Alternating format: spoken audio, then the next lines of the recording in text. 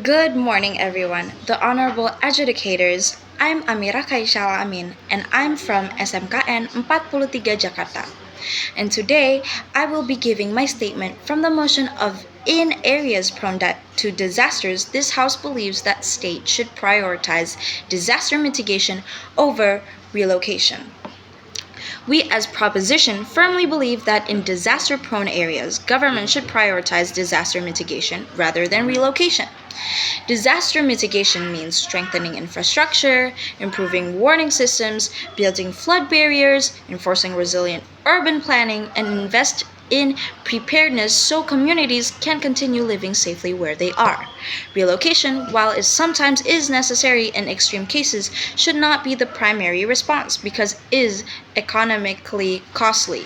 So, people should not be forced to abandon their homes when governments have the ability and the responsibility to make those homes safer for them.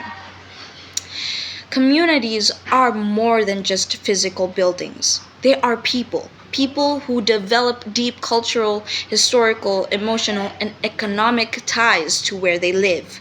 Forced or large scale relocation can break social networks, separates family, destroy local traditions, and causes physiological stress.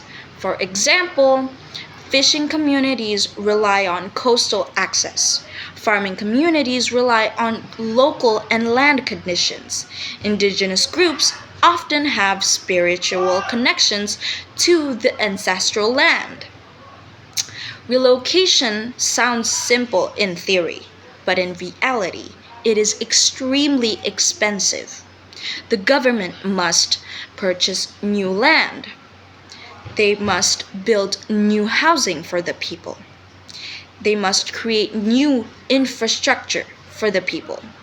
Then they must provide new job opportunities for the people. Then they have to develop schools and hospitals and compensate the affected citizens. Additionally, relocated communities often face unemployment and poverty because economically their economic systems no longer function. Meanwhile, mitigation systems and investments protects existing infrastructure, reduce future world disaster cost, and benefits generations over time. For example, earthquake resistant construction and improve drainage systems can improve millions of people simultaneously. Then technology and modern planning makes mitigation extremely effective. Human civilization has repeatedly proven that disasters can be managed. Countries like Japan uses earthquake resistant infrastructure. Countries like Netherlands uses advanced flood control systems, and Bangladesh dramatically reduced cyclone deaths through warning systems and shelters.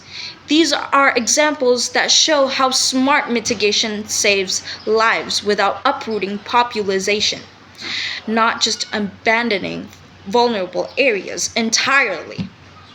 So, again, the states should prioritize disaster mitigation over relocation because mitigation provides and protect people for and while allowing them to preserve their home, livelihoods, and community. Disaster mitigation includes measures such as building stronger infrastructure, create flood barriers, enforcing earthquake resistant construction, and developing effective warning systems. While the mitigation focuses on making those homes safer for resistant against future disasters.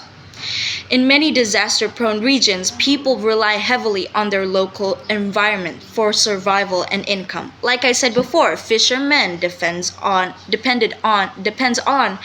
access to the sea. Farmers need to have nearby fertile land, and small businesses rely on established local communities, leading to so relocation can lead to unemployment, poverty, and emotional stress. So Mitigation allows people to remain connected to their culture and way of life while still improving their safety. The Netherlands is the ultimate example for choosing to fight for their homeland instead of fleeing it. After a massive flood in 1953 killed almost 1,800 people, the Dutch essentially said never again and launched the Delta Works, and a mind-boggling engineering project that basically rewrote their entire coastline. So how do they do it? How did they did it? They built a massive steel gates like the Mansland Current that slit open the ships, swung open automatically when storm surges. And by damming up their several major lines, by exposed to 700 kilometers, they cut length of the social cost.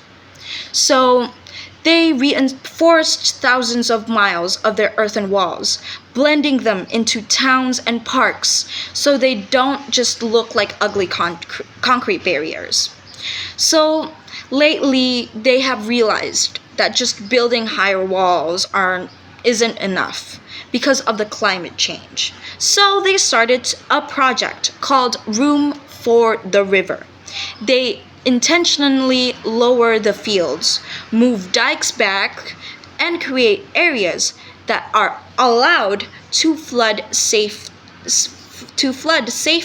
without damaging homes. So why does this all matter? It proves that if the government thinks decades ahead and invest heavily on the safety, people don't have to abandon their homes.